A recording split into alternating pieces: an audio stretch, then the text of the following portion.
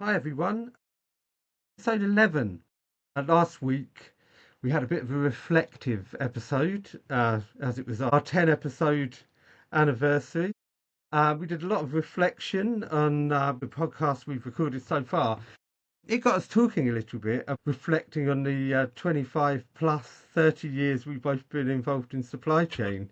Yes. And it was fascinating, the decisions we had to make back then versus the decisions you have to make now. And we thought, well, what's changed? What's the same? What skills have we taken with us along the years? And it's uncomparable. I remember as a courier, the decisions I had to make every day as head courier were very much around this is our workload. How are we going to get it done with the number of people we have to the best of my abilities, based on my muscle memory, almost my knowledge of London? What's a reasonable amount of drops and collections for each person to do?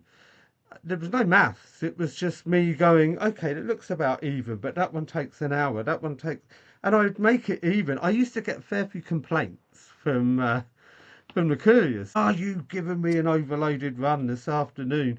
Yeah, well, sorry, but I mean, someone had to do it. It was in your area. Now these decisions, you wouldn't have to make them at all. They would be route optimized by one of the many apps or platforms out there.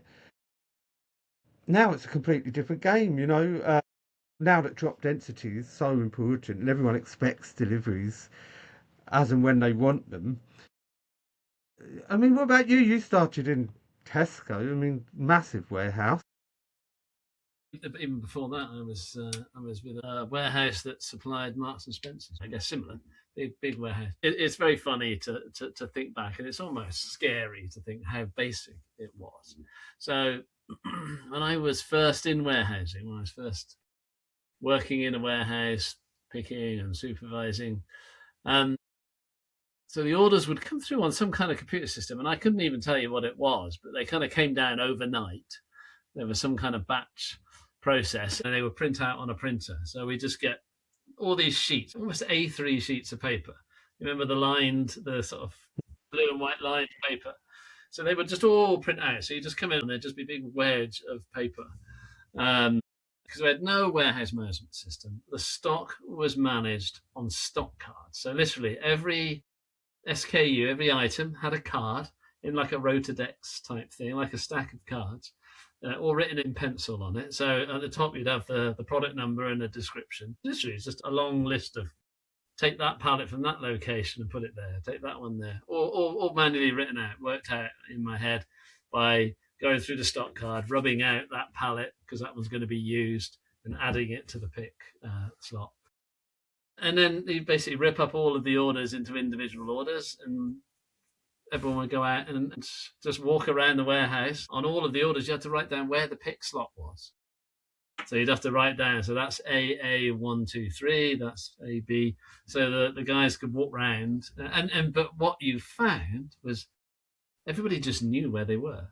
You could have, there was probably more than 1,000 products in the range that we used to pick in that way. And when I got to Tesco, it was many hundreds, many thousands. But people just knew where stuff was because they did it every day, and they could go around and they knew the product numbers. As soon as they knew the product numbers, they knew what the product was, and they knew where it was kept in the warehouse. So it was incredible that the I things guess it that was people part of the carried training, around wasn't in it? their head. But basically, yeah. So you do all that picking, and then at the end of the day, you have to go back through and make all the amendments to the stock cards to say, right, we picked 30 out of that, and so at the end of the day, the stock cards were, we hoped, accurate to what we had actually done. But it's all done on cards and pieces of paper and pencils. No systems whatsoever. So And yeah, that's the training mind must have been blowing. based around memorizing locations. So what made somebody good at? Because I was thinking back as being a courier, everyone aimed for the title super courier, and obviously, you know, um, knowing the A to Z was a big part of my role. So being good with maps, thinking on my feet, being quite personable because I'd work out get to know everyone, work out what to do, know how to get to the front of the queue. I could organise people quite well. I could motivate people quite well. But I spent a long time every day photocopying documents, building files, writing routes. And it sounds like you spent a lot of your day deciphering these big A3 sheets. Did you think, like back in those days, like the person who could decipher that information was seen as a good leader rather than the people on the floor? Do you think skills have changed somehow? I think people, it was just, honestly, it was just the way things were done. I don't know that anyone was particularly impressed by it. It was just, that was like their job. Their job was to interpret, or my job was to interpret all of that and prepare it. Most of the time, actually, you used to moan at them because you didn't like what they gave you, or they got it wrong. They made a mistake, and we got there and there was nothing there, or that's not the right product, or we've run out of this. So most of the time, you just bloody criticised them and thought they were doing an awful job, even though actually Yes, I had the what same they were doing, experience. Yeah. it was really complicated and needed real attention to do it without making an error. Whereas today, right, you just press a button and ping, it's all done, and it's all done perfectly accurately. And so I think that what is impressive was that attention to detail, that focus, and because generally the stock was more or less right. You know, I mean, yeah, you didn't always pick up errors as quick as possible, but as we would today, but you know, it worked. I think people's minds were effectively programmed differently because you never had the tools to help you. It's a bit like before there was a calculator. Everybody was incredibly good at mental arithmetic. And once you've got a It was a skill calculator, we learnt because we no, needed to no one learn does it. it anymore. Yeah. No one can add it up in their head anymore very quickly, or very few people No, can. no, I And, think that's a and good all point. these things So, just, you lose the ability when you don't do it. But because you had no other tools, you had a remarkable ability to remember locations of where stock is. You saw a product number and you knew what that product was. And, I mean, it's just insane what you used to be able to remember. I mean, you used to remember everybody's phone number, right? Before mobile phones, you yeah, of course used we to did, but remember everybody's phone number. exactly. But, you know, it's like your brain is stored with this information. I guess that's part of the point of what we were talking about. What information have we retained and what have we discarded? And I think as managers, I think we'll keep returning to this point, you do need to retain as a leader some of that awareness. I think we'll get to that later on. That instinct, that because we both have a shared passion for being on the floor. You need that instinct to know what's happening. But yeah, certainly there's a lot of information. Talking about it, our memory's a bit rusty because we've had to discard a lot of information. But you know, we're not here to do a history lesson.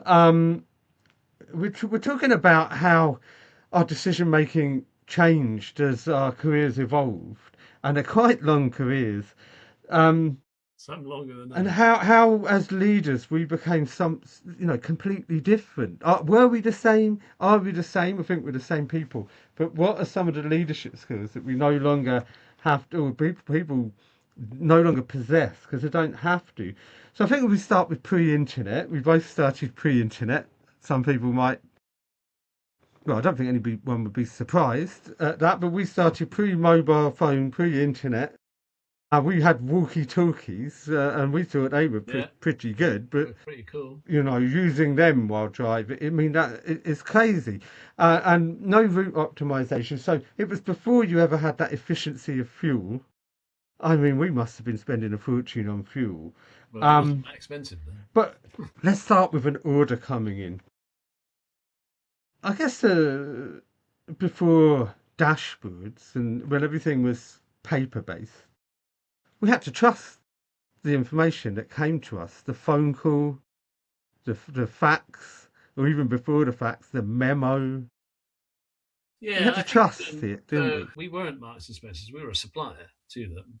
So there was an exchange between companies when you dispatch the goods. And the thing that I really remember is, of course, you do all that picking, and I've described the very manual nature of the picking. And you'd stack them up, you'd stretch wrap it, load up those 20 pallets. And we would basically just have a form and we would just fill out the form. So you got, 50 cases of this product number, 40 cases of that. And he just listed it out and it was the store number, it was the Bath store, so it was 0345, the store number. I don't know that actually is what it is. I'm not that good at remembering, but you would always remember what the store numbers were. So I'm going to Bath. It's this store, and basically that was the dispatch note. You just hand wrote it out, and then we used to photocopy it because the lady in the office needed a copy of it so she could type out the invoice. And so she would take that and she would type that out into an invoice with all the prices on it and post it to the store. So the delivery would go with a handwritten delivery note, and they would then type out an invoice of, right, this is what it cost. And, then they would send that to the store via the post. And of course you get paid. So you had to trust the post. Yeah, you sent the product, you sent the invoice separately in the post. And then at some point you would get paid for it. And I'm guessing in those days, would you get generally paid for with a check? Right? They would post a check back to you, and somebody would have to go to the bank and bank it. Because I don't think there was backs payments in those days. So there was a serious amount of trust. I mean, you were seeing a whole truckloads of stock. Any record, really, just a handwritten note and an invoice that went by the post. Now, talking about it, it's obvious why these efficiencies were developed. The amount of waiting and hoping. One of my young memories, my mum used to deliver parcels with gratin. Do you remember gratin? I do. She used to receive a delivery in a truck in our house in the street, and they would unload the parcels in a big sack that they'd obviously sorted into her zone. And then, very much like me as the fleet manager, her head courier, she would have to sort these out into order, put them in the back of the car, and remember, and constantly check, of course, that she was delivering the right order. Sometimes it'd be, I should have done that first. That I can't believe I've got to go all the way back there. I forgot this one. But generally she was quite efficient and she enjoyed doing that. But just think of the whole supply chain here. People would get a catalogue, see something they liked, send in a post from the catalogue, the order form. I assume there were multiple order forms from memory, but I can't remember. And then you would trust that order would reach the depot. The depot would pick it, sort it, send it to the individual driver, members of the public like my mum, who would then deliver it to you. And it probably took a couple of weeks minimum, 28 days. Yeah. But you know what's amazing about that? When you describe it, and then you think, well, it kind of is exactly the same as what happens now, but there are just steps in it that are, most of it is instant and, electronically sent. But effectively, you still, you make an order online, it goes in, it gets picked. I mean, the payment is all automatic, of course. Yeah, just longer. It's even less than 28 hours, right? Quite often it's within the same day, 12 hours, 5 hours, 6 hours later, from ordering it online to someone knocking on your door and giving it to you. And that's a pretty remarkable stat of change. But the process is effectively the same. There's just lots of tools that have speeded it up and made it more accurate and made it more efficient. But actually, the process that you're going through is not changed. Really, not really. Yeah, I'm wondering what managers' biggest pressure was back then. I mean, I'm thinking of when the internet came, fraud was exposed or enabled. Maybe enabled is the word, and therefore it became a bigger problem. I'm assuming fraud was always a problem, but sure. It wouldn't have been keeping the manager up at night, maybe in the catalogue days. But my impression, cast our mind back. What would have been their biggest pressures? I think the pressure was less. Yeah. I think you knew less. Yeah, so you weren't carrying as much, shall we say, performance data around with you. You saw much less. It was much more simplistic. I don't think there was this drive for speed. Right? You talk about the mail order being 28 days, but no one thought that was unreasonable. I worked in organised retail, and you would get the order come through in the morning, You'd pick it during that day, and it would be loaded at night and would be delivered at some point the following day.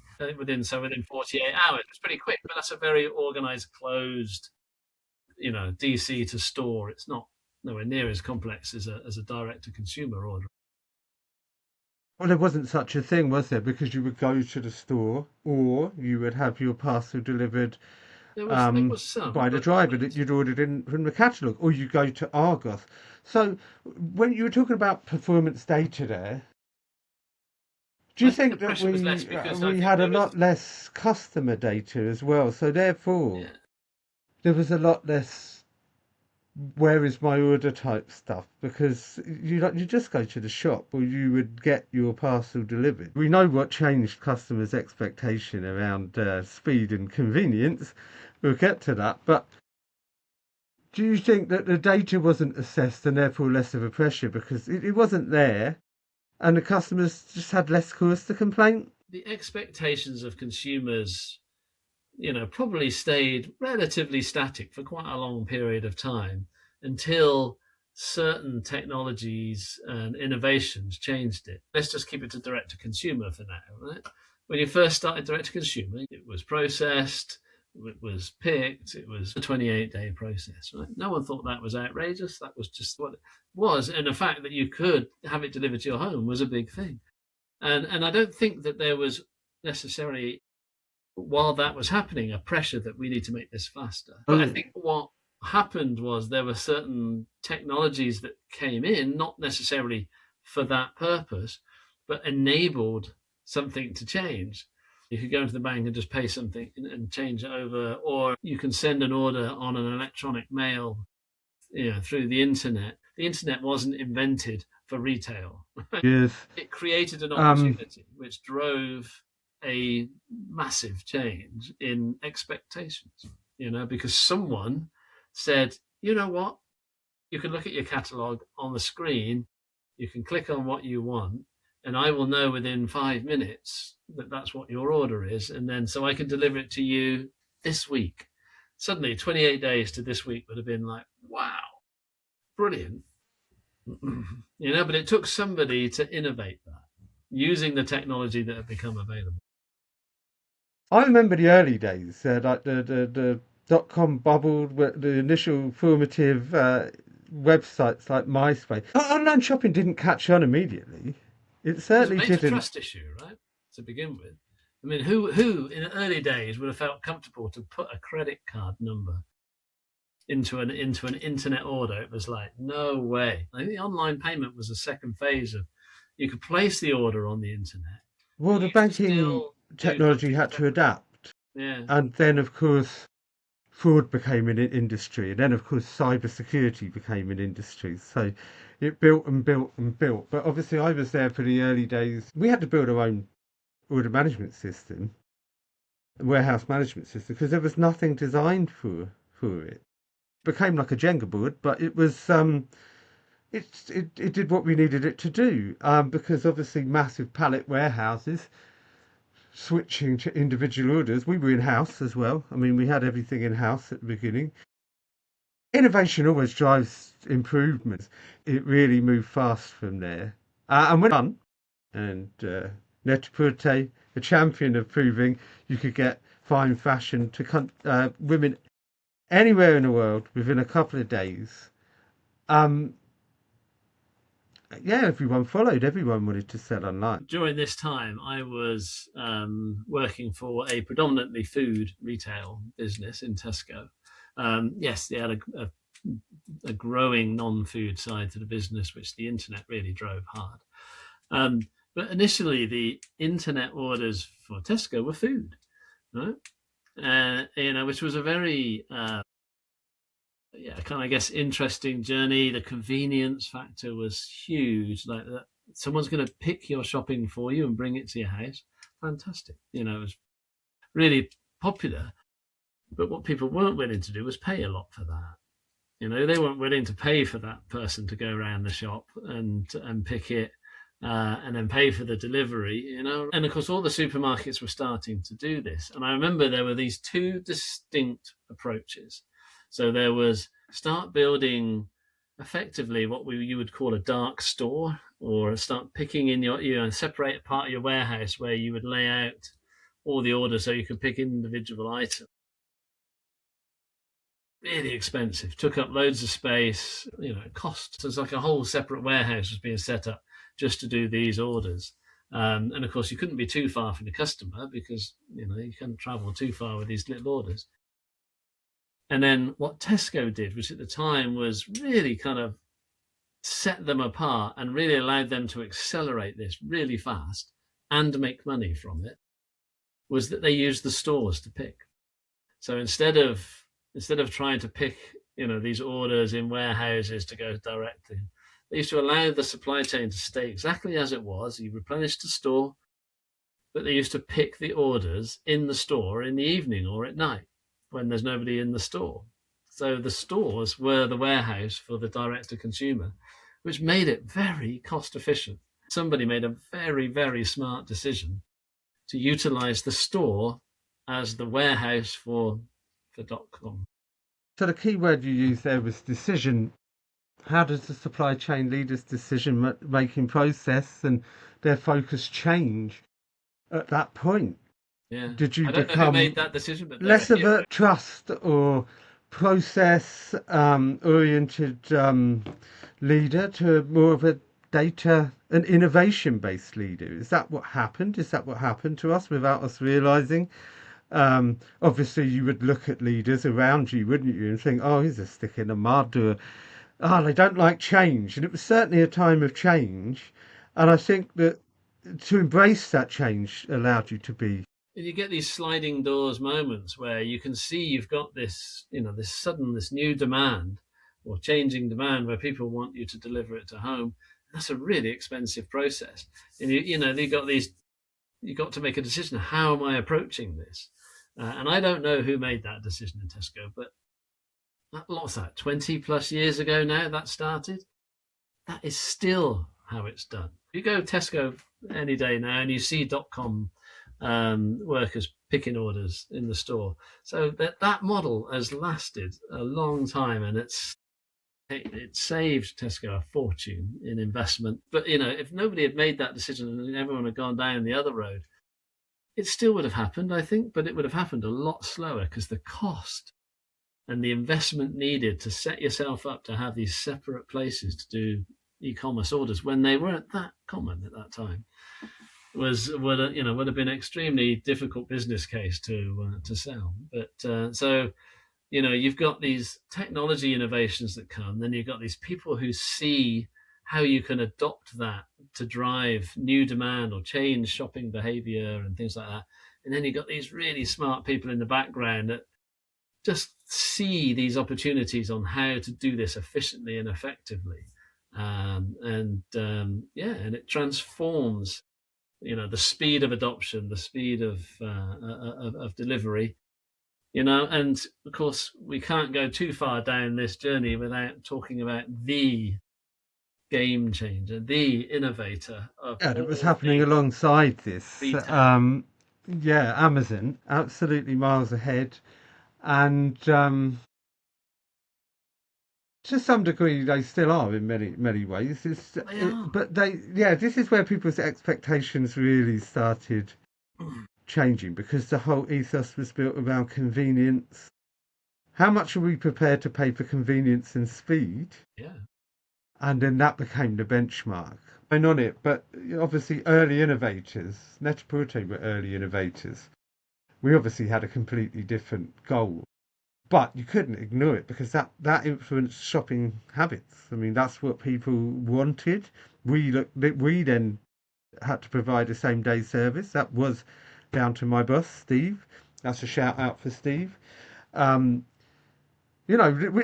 not like there were no hurdles. It's an investment. All these drivers that went out, we had the uniform was great, the experience was great. It was a huge generator of wealth for the business.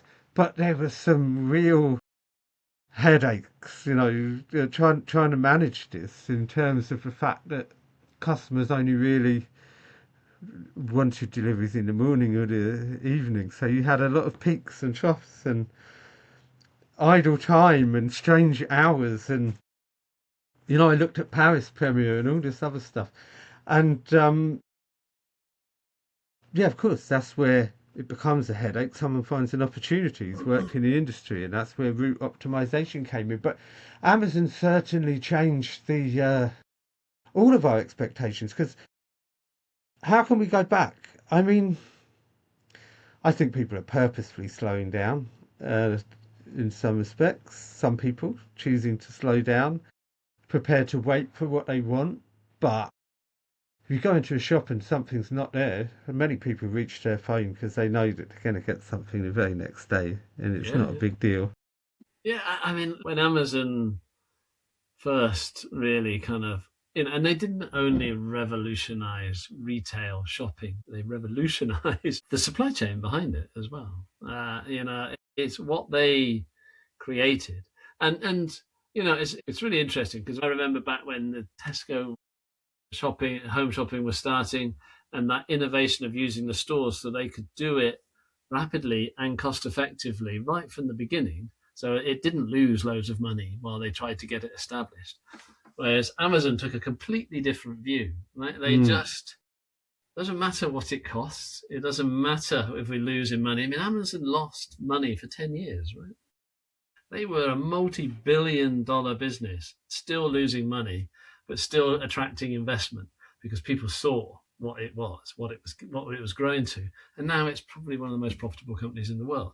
Um, absolutely. but so they took this attitude: it doesn't matter if it costs more to do it than we're making right now, because they had a very clear vision of what they were going to achieve, and they just went for it. Right? I mean, you have to admire the balls of people sometimes that that they invested a huge amount of money to completely revolutionize, and they did it.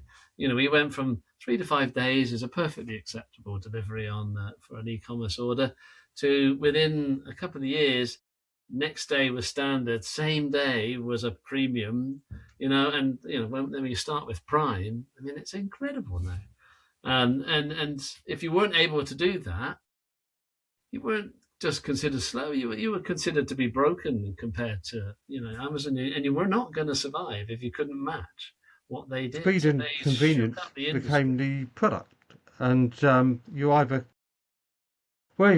chased the speed or you suffered. I mean, it just became the focus, and sometimes the pursuit of speed in e-commerce it neglected all the other areas, i.e., quality and value. Now people are trying to bring that back, brand awareness and brand reputation and actual quality. And the laws that are being put in place are there to help maintain that quality as well. So it's changing. It's always changing. It's never stopped changing.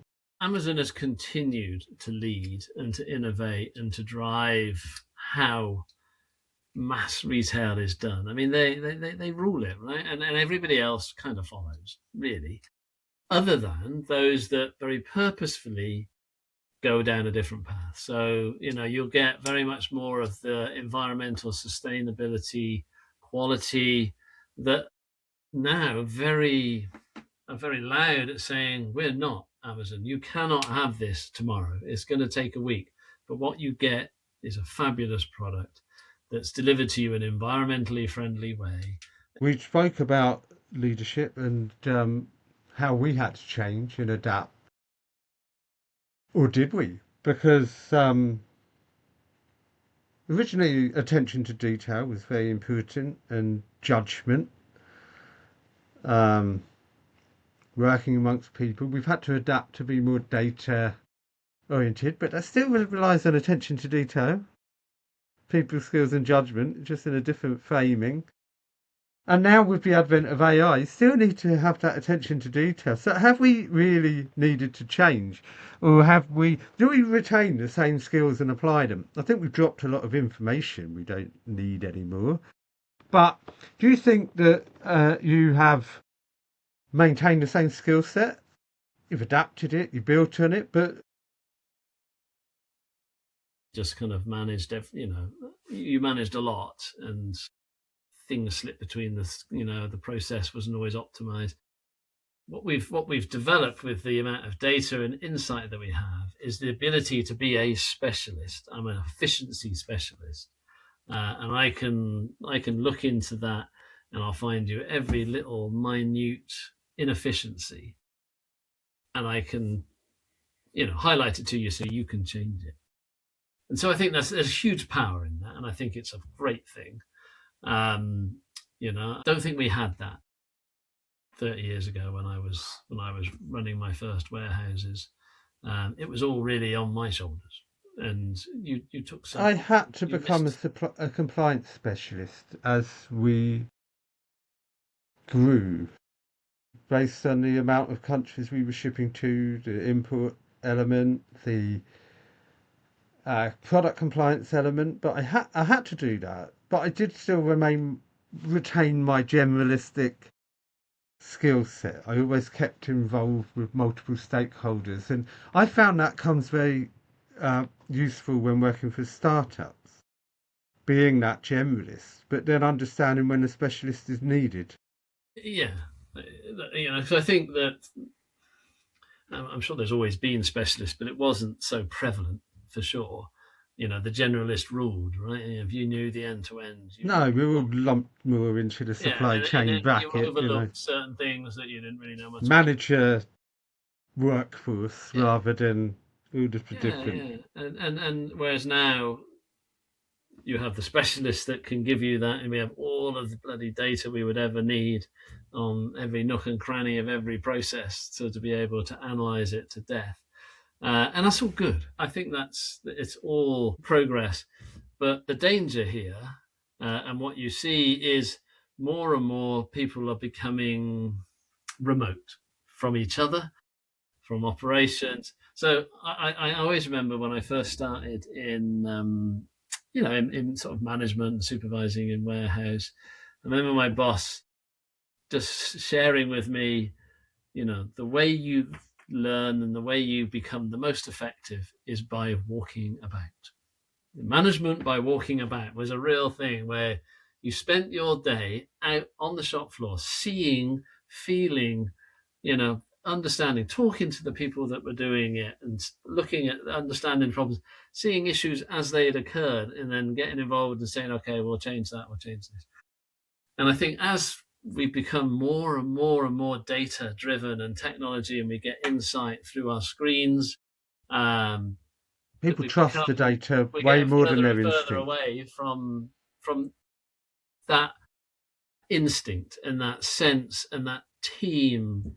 I'm an operator, right? I've been an operator all my life, and I know when you work in a team, when there's a leader of that team, and they really motivate and inspire, and they can kind of encompass this collective belief in getting the job done. No matter what the data says, it doesn't matter if it says you've got 20% more orders than you can complete in a day. A good, inspiring ops leader could get everybody singing at the best of their ability and get it over the line. You see a lot less of that now. Now it's kind of like, well, the data says this, so you're supposed to pick 150 units an hour. You're only picking 140. Step it up, but it's done. That's not more individualistic. Right? It's good insight. It helps to see that you're tracking above, or it's not that it's bad. But it should not replace that person being out on the floor, seeing it, sensing it, motivating, helping them, go in and pick a couple of orders with the guys and, make people feel like we're all in this together. We're on a mission to deliver, rather than just having a big countdown clock that says 50 orders to go, 49 orders to go, or you're 22 minutes behind the plan. That stuff depresses me enormously. It's good insight. I remember, so, if we had to pick, 10,000 cases in a day or in a shift or something, as a supervisor, you'd have your pickers, and you say, right, well, they can do 100 each an hour. So I want to be able, each hour, this is what I want to achieve. And you would go around and you would just, how much have you done? How much have you done last hour? Let's look at your orders, and you just write it down, and you would add it up, and then the guy that was running the whole warehouse would go around and see the supervisors every hour. Say, okay, so what do you pick this hour? What do you pick this hour? Oh, that's good. What was the problem? You're a bit behind. Is there an issue? And it was all a conversation and a sense. Whereas now it's just all electronic. You can sit the other side of the world and manage a warehouse. Well, you could think you can manage a from a data warehouse perspective. from the other side of the world. I don't think you can. But there's this risk that all this information, all this technology is creating a lack of teamwork, a lack of collective community spirited action to achieve. It's kind of like the computer says no, and that nothing drives me more insane than just saying, well, we've calculated, we ran it through the model and it says we can't achieve it. So no one even bothers trying, right? And it's like, no, we can. Let's get out there and let's do it. Let's see what we can do. Let's just camaraderie kind of. And I know I'm getting a bit excited and passionate because I love that about operations. When it used to be, guys, we've got a massive job on our hands today. But everybody would be up for it, and it'd be like, "Yeah, come on, let's do it." It's are you looking back with rose get it all tinted done, glasses? and I'll buy you a beer or I'll buy you a pizza at the end of the shift. That stuff. That's. But people were moaning left, right, and centre. I mean, I was calling for these efficiencies. If only I knew how many orders people were picking every hour more accurately. I thought it was a revelation. It's just how you use it, isn't it? There's always that human element, and not using things blind. Understanding the pressures, involving them in the journey. You hope to free them from the jobs that prohibit their progression. So for me, there's pros and cons. It's how you manage it. I do think there's a lot more sort of office space warehouse experts though that have never really set foot in the warehouse and don't really understand the motivations of a warehouse team. They forget that element, but that's an opportunity as leaders for us to bring them closer together and improve everybody. All these developments are incredible. Like the automation stuff that you can do, it's created, operations that can do way more than they used to be able to do. It's great. But don't believe it replaces good leadership or good management or good instinct, motivation. The message I'm always giving to people is automation doesn't replace people, it enhances them.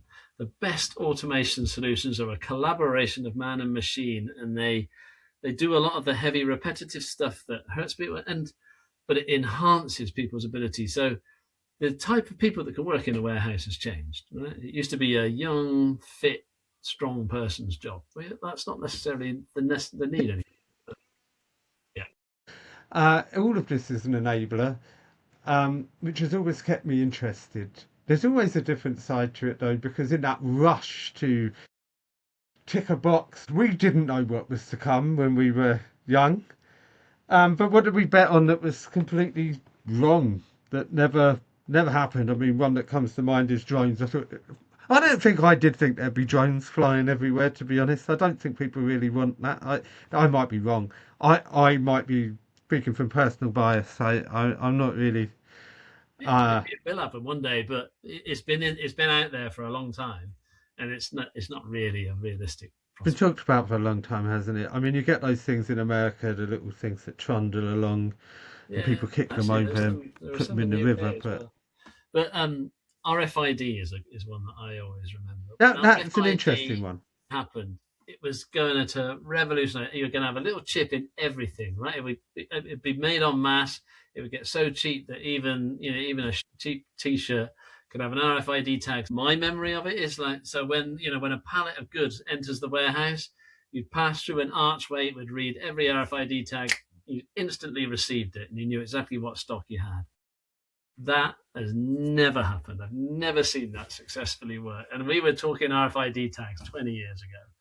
And don't get me wrong, RFID tag technology works, but it's still really luxury items, and it's never really became the go-to way. We still receive using barcodes and that. Why is it? Well, I don't think we've ever made that technology to be that consistently reliable to that you can just walk through the door and it just captures everything. It's not consistently managed to do that. And I think it's also creating, well, two things. One, making it cheap enough to make it really an inconsequential cost in a garment, right? Yeah. So if a garment's expensive enough, it's worth putting it in, but otherwise you wouldn't. But secondly, I think they always struggled with what was the dominant, I don't know what the word is, solution. The best analogy I can do is we all remember when video started and you had VHS and you had Betamax. And there were the two around for a while, and eventually VHS won and become the sole solution.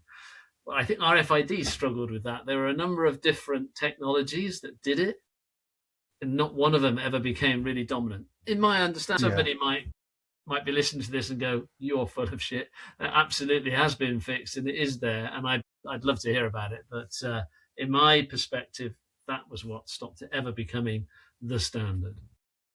And I always thought that's where it was going. Me in the luxury world, I've probably seen a little bit more benefit, but but not the mass product. Yeah, I get the issues. Yeah, my food background, it never became part of food. So another way of thinking about this, when you think back, what seemed like that's never going to be possible, but now is just every day.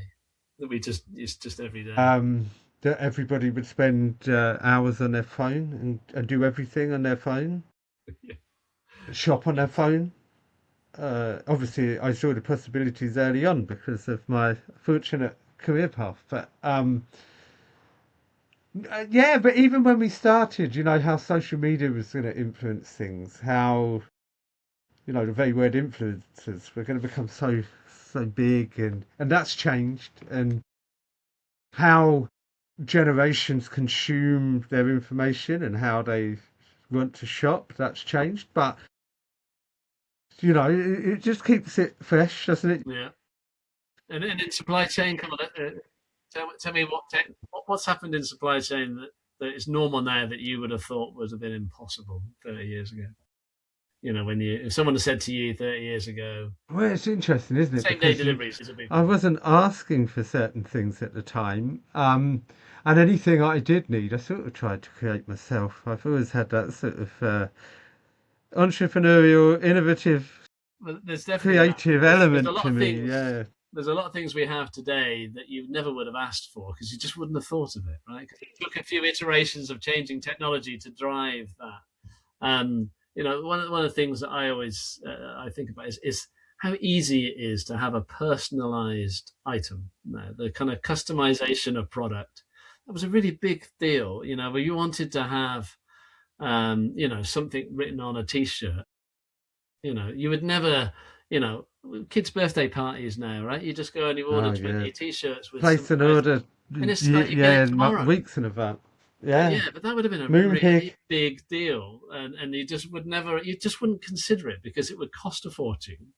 Whereas now it's just the norm. I guess the other one, just to sort of really sort of geeking out a little bit on supply chain is product level demand planning and forecasting. We used to do it very much at a kind of almost at a warehouse level or a range level. But now it's absolute. Everything is calculated by product and just built up from there. And if you'd have said that to me, I would have thought that was impossible years ago. I think that always seemed like a realistic dream to me. Things like that. For me, it was like, come on. Well, I've always had it like, what would make things easier? In this warehouse, you can plan every single one. That's crazy. I've always liked to think that as long as the data's there, you can get that information quicker.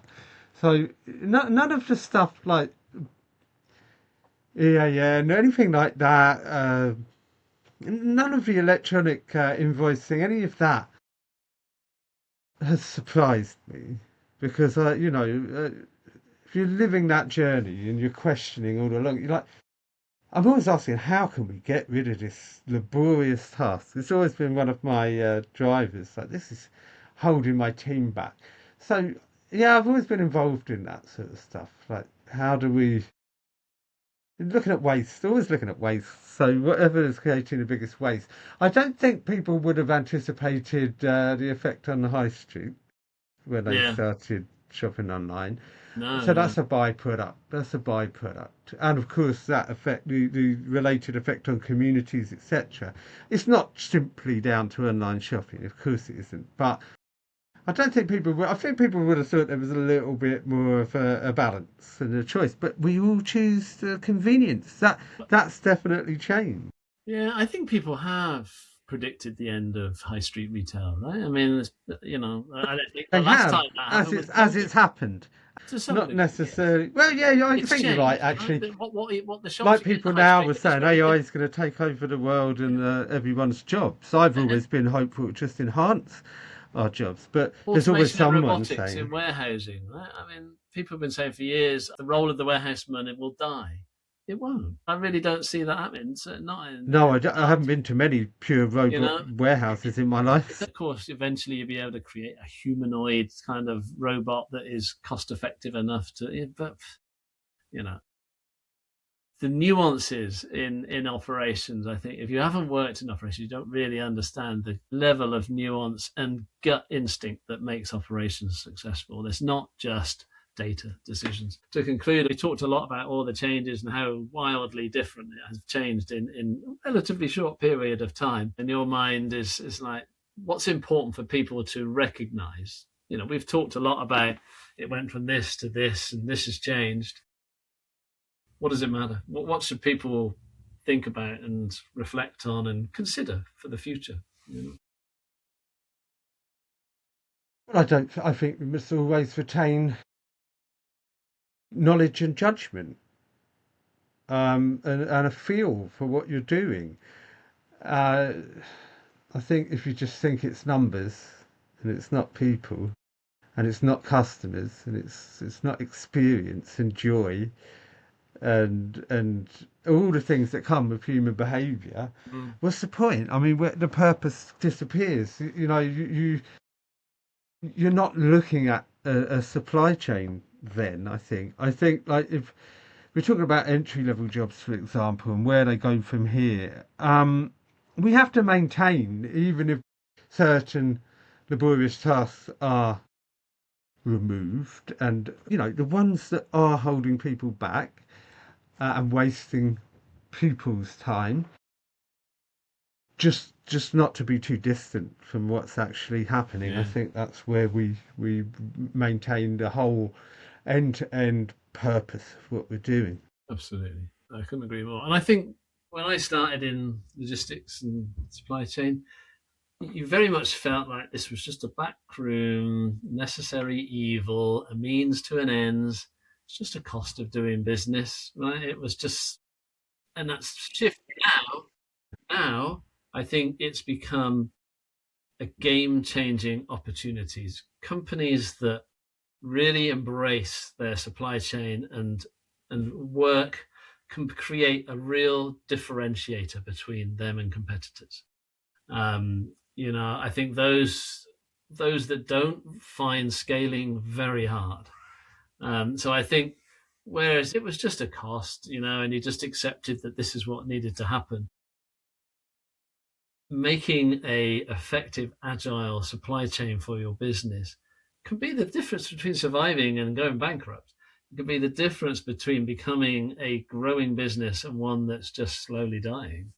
And you've got to create an edge. And I think what you've seen probably in the last 10 years more than anything is that suddenly supply chain is seen as it can be a real differentiator. Whereas before it was just something that happened. We were just the backroom boys. No one cared about it. It was never talked about at board level, right? Never. Whereas now you'll regularly see a chief supply chain officer on a board. It's a And you're seeing a lot, yeah, a lot more CEOs have had a supply chain background, and I'm really glad to see that. Um, I think one of the last questions we can put to ourselves is there's still issues we deal with every day. If you could have one game changer innovation that changes the way we do business now, in future, What would it be? I'm going to go first. I would love to crack the returns issue. Damn it, that was going to be mine. You're going to have something else. We've got a whole another episode about returns. There's no doubt that there's a lot to talk about there. But yeah, tell us what you mean. What do we need to fix with returns? That's for future episodes. So yeah, but I'd love to crack that. Yeah.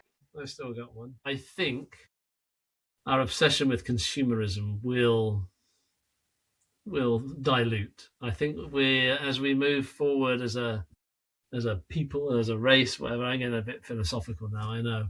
But I think that we will become a little bit more balanced. I think that returns is very much part of that discussion. So my prediction is the environment, sustainability, economics, and technology will all start to influence us in a way that we start to become a little bit more balanced in what we do, that there won't just be this relentless drive to have things. I think we'll value what we have more, because I think they're just going to become more expensive. So, the quality will become a bigger driver. You trust the quality, etc. But we're drifting into 3 or 4 different predictions. So I think we can agree that supply chain has changed. That's why you had so much to talk about. It's changed so much in our careers, more than a lot of industries. It's had to, because with innovation, supply chain has to keep up. So it's changed more than most industries have, and it's only going to get quicker. So let's embrace it. However, there are some underlying things that will never change, and that is the people. It requires people and instinct and judgment and trust, maybe, to succeed. I think all the technology in the world, an AI machine will never be able to wander the floor and be able to understand the motivation of people. There's always going to be a need for good people to be able to pull it together and get it over the line. And leadership and human connection and community will never change, in my view. All I can say is, God, I hope they don't anyway. We'll be back next week, same time. Subscribe, like, share, comment, share your own experiences in the supply chain. We'll see you next week. Every Thursday, we'll be here. Thank you.